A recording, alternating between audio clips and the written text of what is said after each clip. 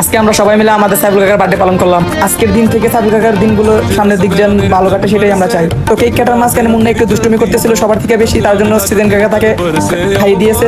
তো আজকের দিনটা সাইফুল কাকার জন্য খুব স্পেশাল ছিল এবং কি আমাদের জন্য খুব স্পেশাল ছিল। আজকে আমরা অনেক একটি সুন্দর মুহূর্ত পালন করতে পেরেছি।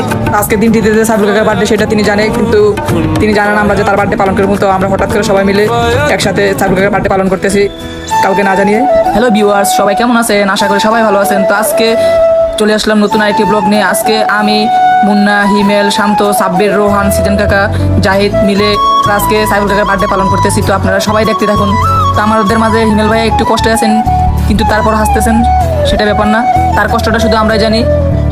তো সবাই দেখতে থাকুন। তো আমরা কাকার বার্থডে পালন করার জন্য আজকে বেলুন দিয়ে রুমটা সাজাচ্ছি। আমি, সাব্বির, মুন্না, রোহান, হিমেল। আমাদের বার্থডেটা কিন্তু এত বড় কিছু দিয়ে পালন করি নেই, নর্মাল একটি বেলুন, তারপর আর অনেক কিছু দিয়ে সাজিয়েছি, নর্মাল একটি লোক। তো এটি আমাদের ফাইনাল লোক।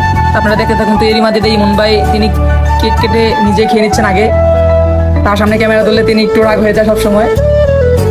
তো ওই দেখেন কিভাবে তাকিয়ে রয়েছে আমার দিকে, পারেন আমাকে খেয়ে ফেলবে। তা আমাদের বার্থডে পালন করার পর আমাদের আরেকটি সারপ্রাইজ দিয়েছে সাইদুর রহমান গরিব ভাই। তিনি তার নিজের বাসায় নিয়ে আরও একটি কেক কাটলেন সাইফুল কাকাকে নিয়ে।